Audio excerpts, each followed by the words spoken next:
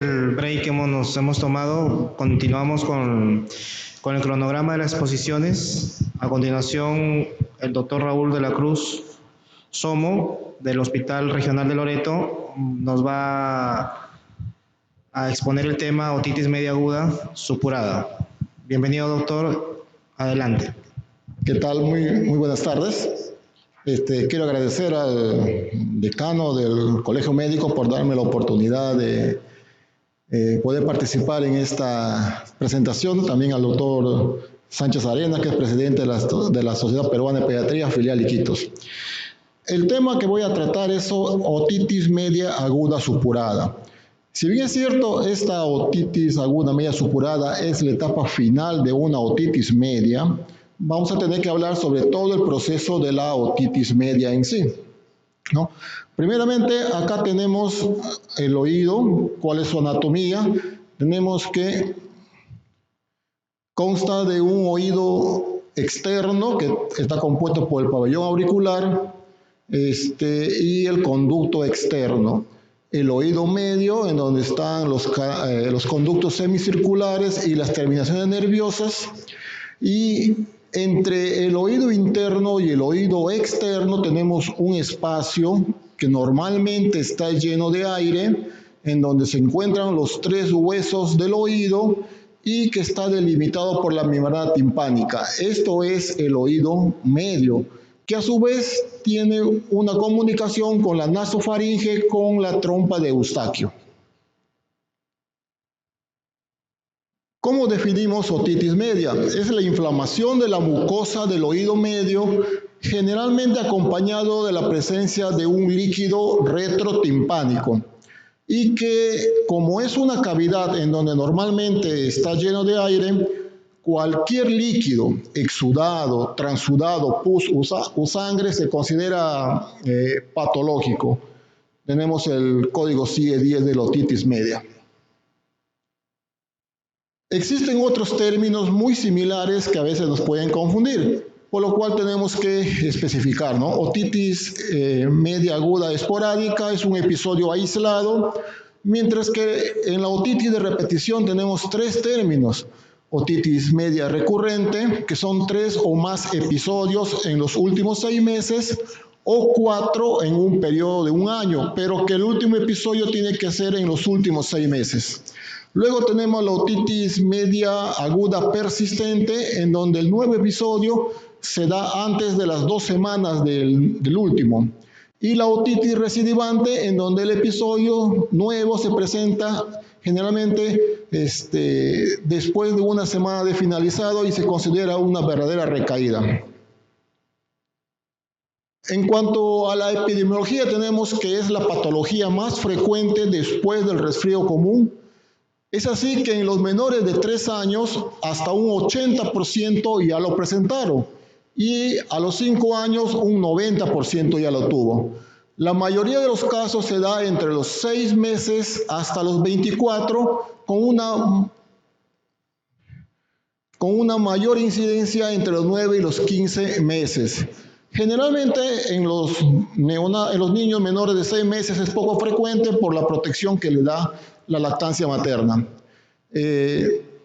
Las complicaciones, aunque son un poco raras, tenemos la mastoiditis, que es la más frecuente de las complicaciones y se presenta en 1 a 2 niños por cada 10.000 habitantes y tiene una ligera prevalencia mayor en hombres que en mujeres.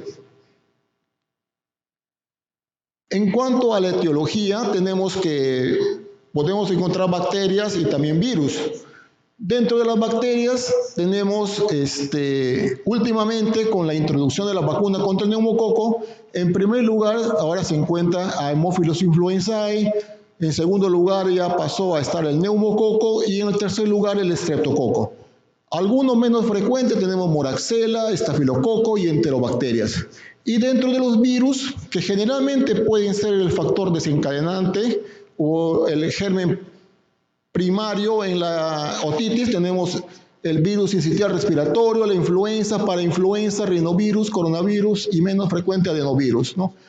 Si en algún momento queremos realizar un cultivo para determinar la bacteria, se recomienda que se haga mediante tímpanocentesis, porque si utilizamos la secreción que sale por el conducto auditivo externo, vamos a encontrar muchas veces gérmenes saprofitas como el estafilococo que no van a hacer un reflejo de lo que realmente está pasando. Bueno, este es un estudio a nivel de Latinoamérica en donde vemos que en primer lugar está el Streptococcus pneumoniae, pero generalmente se debe a que en Latinoamérica, como hay zonas en donde la vacunación no está adecuada, todavía el Streptococcus sigue siendo el primer patógeno. En otras partes, como en Europa, generalmente con la vacuna, el Streptococcus ya pasó a estar en el segundo lugar. Y tenemos todos los demás gérmenes que ya se mencionó anteriormente. En cuanto a los factores de riesgo, tenemos que es la edad, menor de 2 años, como ya vamos a ver más adelante, infecciones respiratorias virales previas, colonización de la nasofaringe por patógenos habituales, asistencia a guarderías o tener hermanos que acuden a una o al colegio, lactancia artificial. Esto es muy importante porque vamos a ver, dijimos que antes de los 6 meses generalmente es poco frecuente por la protección que da la lactancia. En los niños que no tienen lactancia materna exclusiva es menor, es mayor el riesgo. El uso de chupetes, una predisposición familiar, un bajo nivel socioeconómico, tabaquismo pasivo y algunas inmunodeficiencias que se puedan presentar en el paciente. Cuando hablamos de otitis media es importante mencionar la trompa de Eustaquio, ¿no? La trompa de Eustaquio es un conducto que comunica el oído interno con la nasofaringe y tiene algunas funciones específicas, como por ejemplo regulación de la presión. La presión que tenemos en el oído externo generalmente es la del ambiente y en el oído medio hay una presión que es similar. Entonces, como está en equilibrio, no hay problema. Pero en algunas situaciones donde la presión en el interior del oído medio es menor que en el oído externo, por diferencia de presiones va a protruir la membrana timpánica hacia adentro, va a provocar dolor y es parte de la patología de la otitis. También tiene función de drenaje de las secreciones.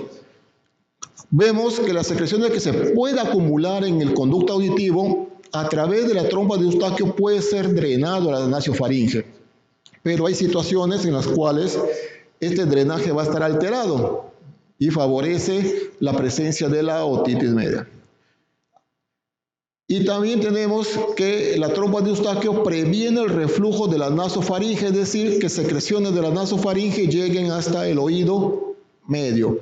Cualquier alteración en esta función va a alterar la presión del oído medio y es el desencadenante de esta patología que estamos viendo. Bueno, las diferencias entre el adulto y el niño, tenemos que en el niño la trompa de Eustaquio es más horizontal, es más estrecha, por lo cual las secreciones se pueden drenar con más dificultad, es menos rígida y es más corta, lo cual provoca que bacterias o gérmenes puedan llegar de la nasofaringe hacia el oído medio. Mientras que en los niños mayores y en los adultos es más vertical, es más ancha y más rígida, lo cual provee protección a la colonización de la nasofaringe y a la eliminación de secreciones del oído medio. Otro factor que influye en la patogénesis de la otitis media es que el músculo tensor del velo del paladar, que está alrededor de la porción cartilaginosa de la trompa de Eustaquio, que está a nivel de la nasofaringe, interviene durante la deglución para que este orificio se pueda abrir y cerrar. De esa manera la presión se puede equiparar dentro del oído medio con lo que está alrededor. Cuando no funciona adecuadamente, esta abertura no se produce y las presiones generalmente no se pueden equiparar y es parte de la diferencia de presiones que hay en la otitis media. Bueno, acá vemos la patogenia, ¿no? Hemos dicho que existen factores infecciosos virales previos que pueden desencadenar una otitis media, y también existen condiciones fisiológicas, ¿no? Por ejemplo, la inervación insuficiente del músculo tensor del velo del paladar, hemos dicho, que provoca una alteración en la abertura intermitente de la trompa en cada deglución, y las presiones no se pueden regular cuando hay una diferencia entre ambas. Otro es la anatomía de la trompa de Eustaquio, que es corta y horizontal, que disminuye el drenaje de las secreciones y disminuye la protección de que las secreciones lleguen de la nasofaringe al oído medio.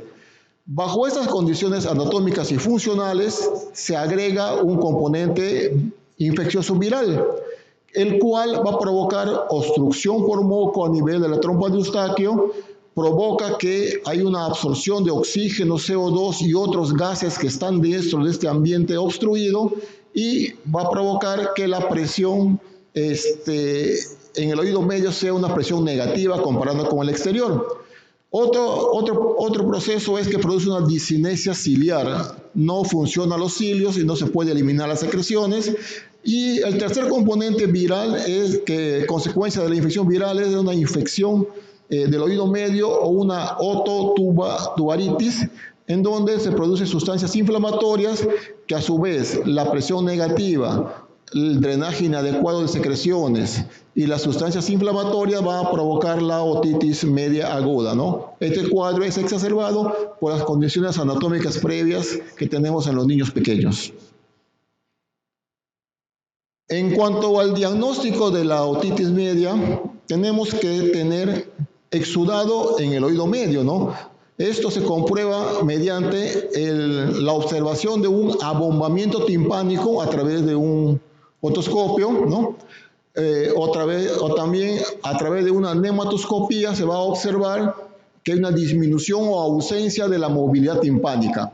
O también podemos ver que hay un timpanograma plano o la presencia de otorrea. Todo esto se correlaciona con presencia de exudado en el oído medio. El siguiente componente que tenemos que tener para decir que es una otitis media aguda es que precisamente tenga menos de 48 horas, que su presentación sea aguda y no un proceso crónico. Y además tenemos que ver que existan signos de inflamación del oído medio, que se va a caracterizar porque hay una otalgia o hay un enrojecimiento que también vamos a observar en la membrana timpánica, ¿no? Y podemos hablar también de un término de otitis media aguda probable, cuando existe una otoscopía significativa, pero no hay otalgia. Hay una otalgia o su equivalente, pero generalmente no se puede concluir como tal porque de repente hay una mala colaboración del paciente, no colabora, o hay una visualización incompleta. Es importante individualizar cada caso para evitar el sobrediagnóstico y el sobreuso de antibióticos. Y en un caso probable tenemos que vigilar factores de riesgo como es mala evolución, ¿no?, producido por la edad del menor, menor de 6 meses, una otitis recurrente o recidivante y antecedentes familiares de OMA que pueda haber en la familia.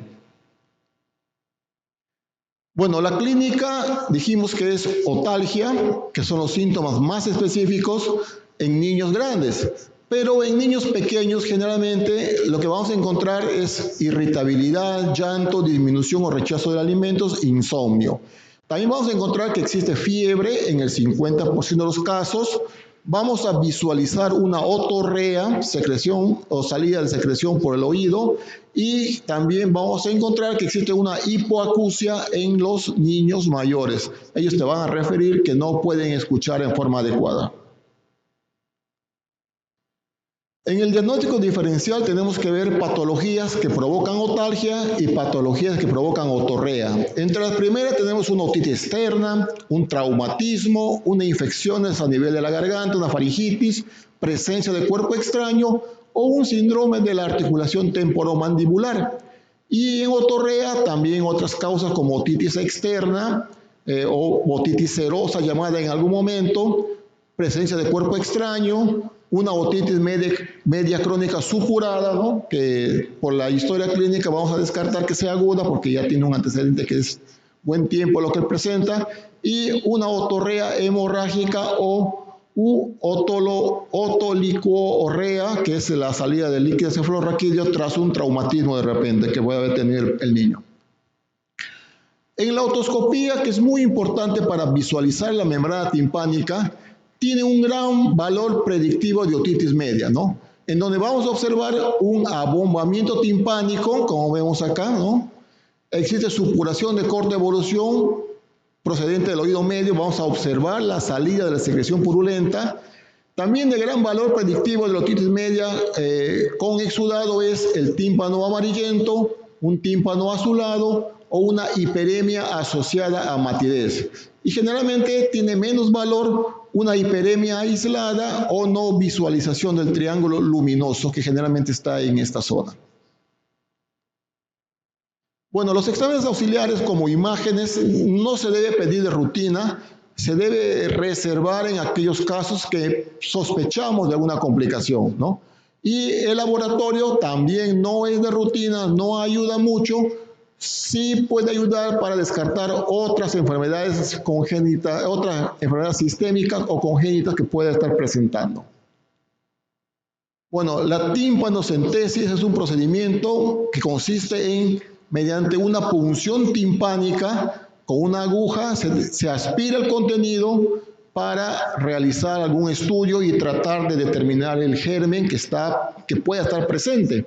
Se utiliza generalmente en casos extremos, refractarios o cuando existe un fracaso al tratamiento o es recurrente este problema.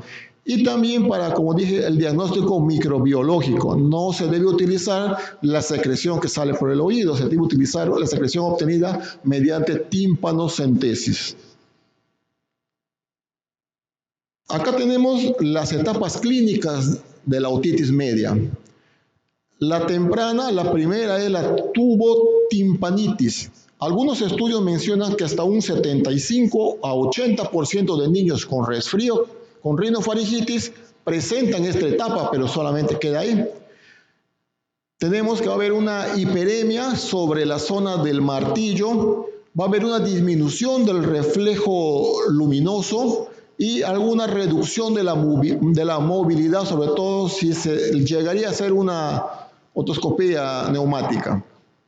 Luego tenemos una etapa hiperémica en donde va a haber otalgia, malestar general, puede haber fiebre alta y la membrana timpánica está congestionada, opaca y no se mueve. La tercera etapa es una etapa exudativa. La otalgia es más intensa todavía. Puede haber náuseas, vómitos, diarreas, mialgias y artralgias. La membrana timpánica pierde sus referencias, no vamos a ver las estructuras, todo está deforme, no se puede diferenciar los reparos anatómicos y generalmente hay una hipoacusia a frecuencias altas y frecuencias bajas. Y la etapa final, la etapa supurativa, se caracteriza porque tiene una fiebre mayor a 40 grados, la otalgia es más intensa y pulsátil, la membrana timpánica está abombada, está hiperémica, tensa, inmóvil y en ocasiones puede haber signo de necrosis. Una hipoacusia muy importante y puede presentar en algunos casos perforación y otorragia. Arriba tenemos una membrana timpánica normal en donde podemos ver todas las estructuras que mencionan los huesecillos del martillo, los huesecillos del oído medio y el triángulo luminoso, cosa que acá ya no lo vamos a ver en ninguna de las imágenes. ¿Cómo se clasifica la gravedad de la otitis media? Tenemos una forma leve a moderada, generalmente son niños sanos mayores de 24 meses, niños sanos que tienen entre 6 y 24 meses con otitis unilateral, una otalgia reciente que tenga menos de 48 horas o signos atribuibles a los oídos de baja intensidad con buena respuesta al tratamiento analgésico. Solamente los analgésicos son más que suficientes para que mejore este cuadro y la fiebre es menor de 39 grados. Pero en los casos catalogados como grave, vamos a encontrar que el niño puede tener una apariencia de gravedad, se lo nota grave, la otalgia es moderada o intensa, de difícil control y dura más de 48 horas. La fiebre es más de 39 grados o más, En niños menores de 6 meses con otitis confirmada se considera como grave, o en los niños de 6 a 24 meses que tienen una otitis media bilateral.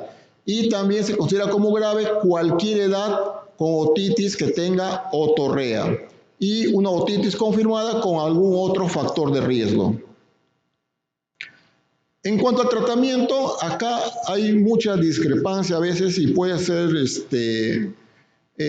una causa de que se recete antibióticos a niños que a veces no lo necesitan, pero para eso tenemos que tener un criterio para ver en quiénes se podría usar, en quiénes podemos esperar y en quiénes sí tenemos que utilizar inmediatamente. Primeramente, tenemos que el 80% se van a resolver sin antibióticos en los 3 primeros días, por lo cual muchas veces se cataloga la otitis media aguda como una infección autolimitada. Y nuestros 2 pilares que tenemos que tener en cuenta es que se tiene que buscar resolver los síntomas y reducción de las recurrencias en lo posible sin el uso de antibióticos. Generalmente el tratamiento tiene que empezar con una correcta analgesia. Es muy importante calmar el dolor y posteriormente para poder hacer una evaluación más adecuada. En una revisión sistemática, el paracetamol o el ibuprofeno disminuyeron el dolor en un 60 y 70% respectivamente, pero recién a las 48 horas. No es que desde el primer día generalmente el dolor va a disminuir, puede ser que no lo haga. Y no es que esté mal el tratamiento, sino es parte del proceso, ¿no? Con respecto a los niños a los cuales solamente se les administró placebo. El tratamiento antibiótico no influye en el dolor generalmente en las primeras 24 horas. No influye en forma directa, no es que el antibiótico no va a calmar el dolor, sino el efecto del antibiótico es que va a controlar la infección y como tal va a disminuir la inflamación y por ende va a disminuir el dolor. Se observó que el dolor disminuía entre el segundo y el tercer día en los niños que estaban tomando antibióticos. Generalmente se recomienda una actitud expectante en mayores de 6 meses con otalgia y buen estado general, en donde tenemos que administrarle una analgesia y se puede demorar el inicio del antibiótico entre 48 y 72 horas, siempre y cuando se va a realizar un seguimiento ambulatorio adecuado y también que la otalgia no debe ser mayor de 48 horas de iniciado. Según el uso del antibiótico, puede ser una prescripción inmediata, cuando vamos a ver en qué casos debemos iniciar antibiótico inmediatamente, una prescripción diferida, donde tenemos que observar de repente si es amerita o no, y algunos casos en los que no se recomienda o no se debe prescribir antibiótico, ¿no? Su empleo ha demostrado una reducción de antibióticos hasta un 30-50%, es decir, con una actitud expectante podemos disminuir el uso de antibióticos hasta en la mitad de los casos en los cuales se haría si no evaluamos adecuadamente al paciente.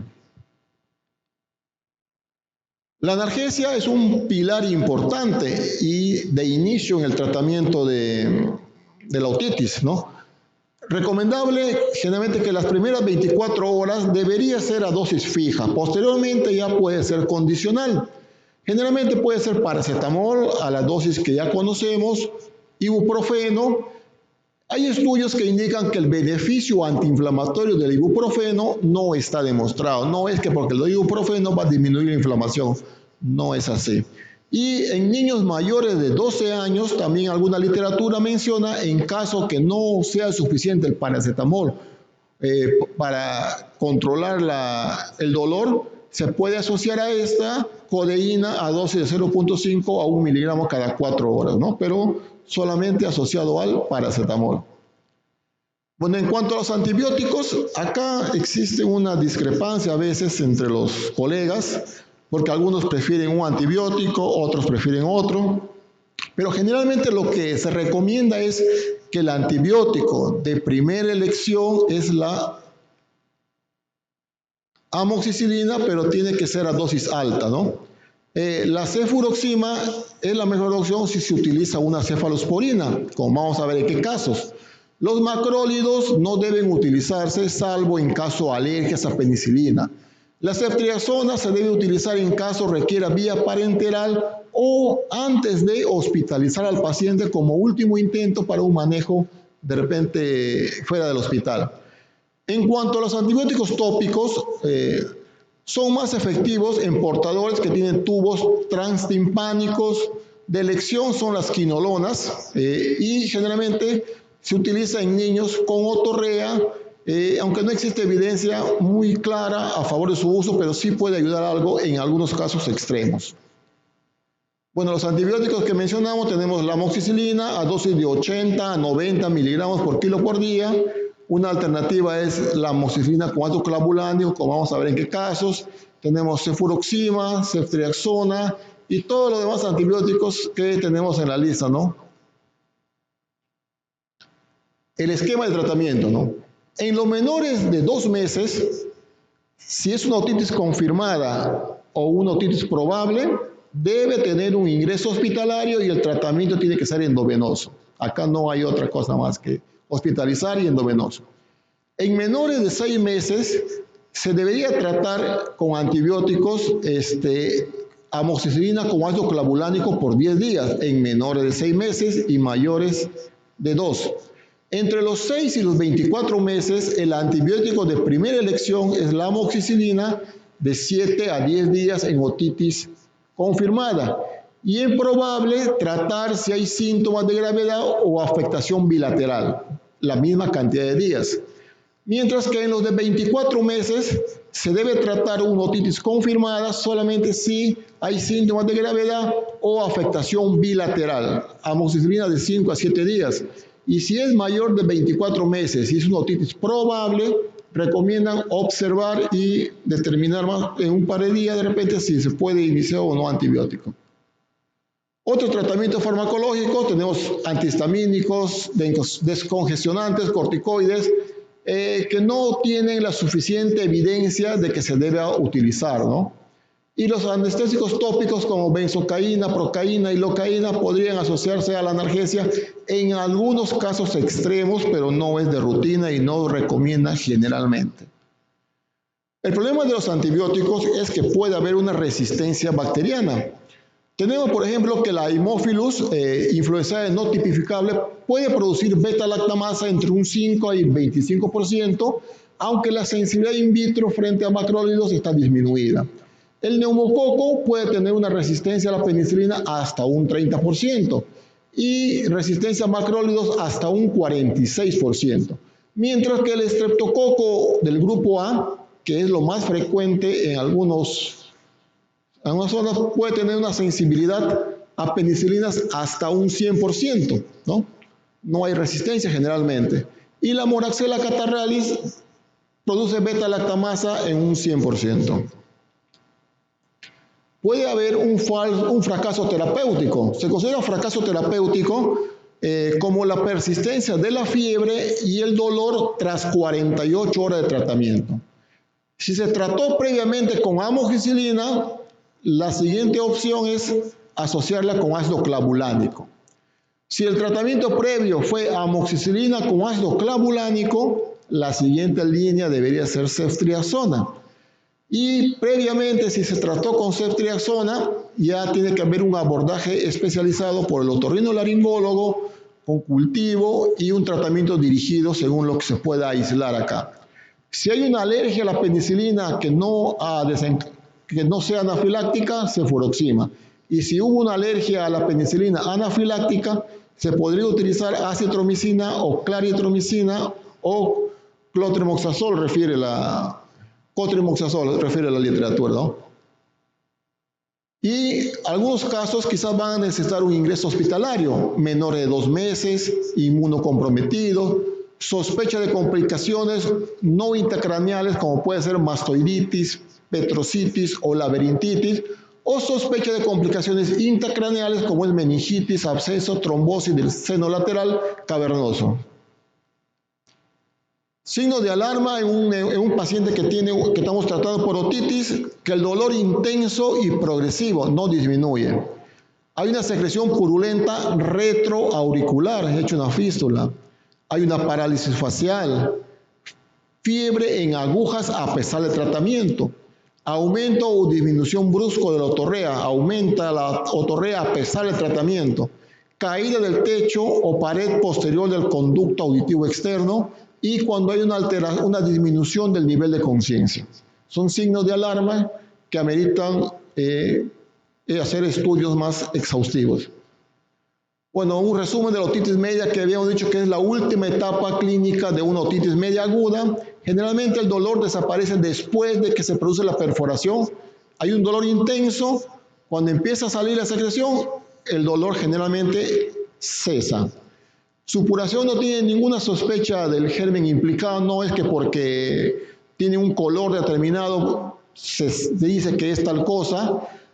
Aunque en algunos estudios mencionan que un inicio muy agudo, con otalgia intensa y supuración rápida, se relacionó básicamente con un neumococo.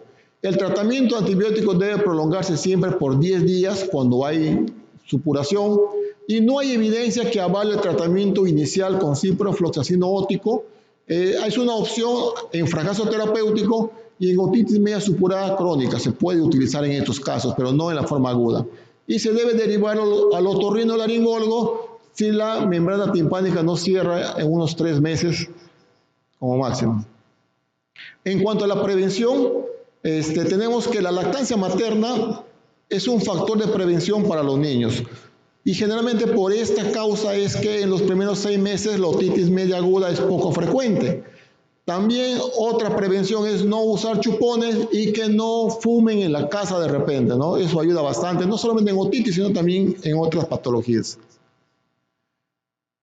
Quizás esto es muy importante porque cuando se inició la vacunación frente al neumococo, se observó una disminución superior a la esperada de los casos de otitis, ¿no? Sobre todo más en agudas que crónicas.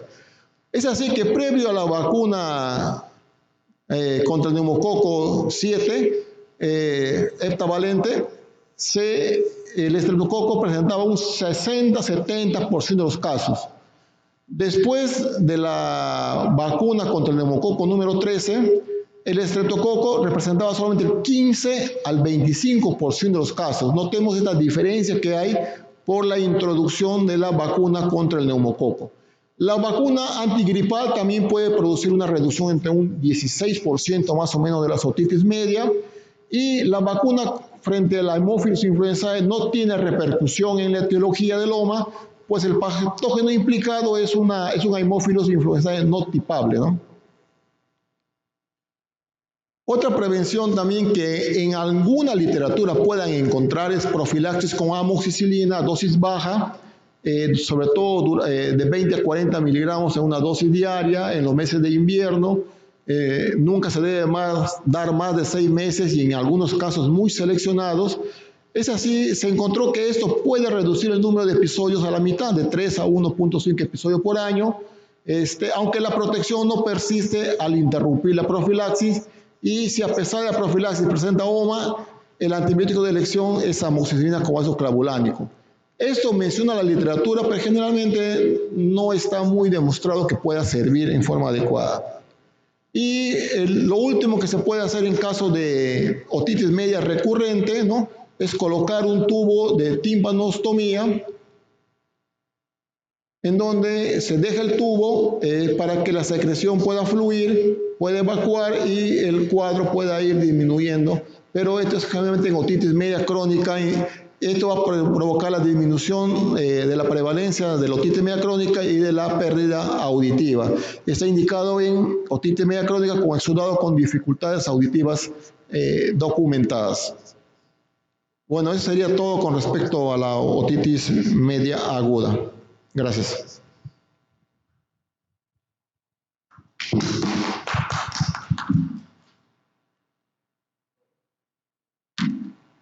Una pregunta, es sobre el uso para tratar uso tópico para tratar el dolor. Se ha mencionado, ¿no?, que no es no es de primera elección. En todo caso se tomaría otros analgésicos, hasta incluso endovenosos. Pero el tratamiento tópico es recomendado. O sea, hay unas gotas que vienen en el mercado, ¿no? Para el dolor del oído. En estos casos podría estar indicado.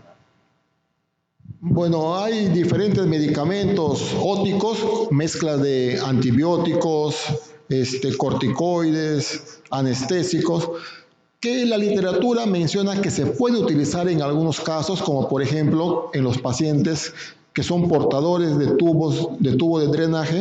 En esto se podría utilizar, puede haber algún beneficio, pero en sí no es un tratamiento de rutina en los pacientes con una otitis media aguda. En algunos casos, no en todos.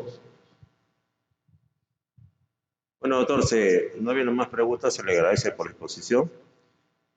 Aplausos para el doctor. Hola, doctor. A todos los colegas y a los asistentes y también los que están vía Zoom se les comunica que ya termina hoy día las exposiciones y mañana jueves comienzan igualmente en el horario 2:30 de la tarde. 2:30 de la tarde comenzaremos otra vez. A todos ustedes, buenas noches.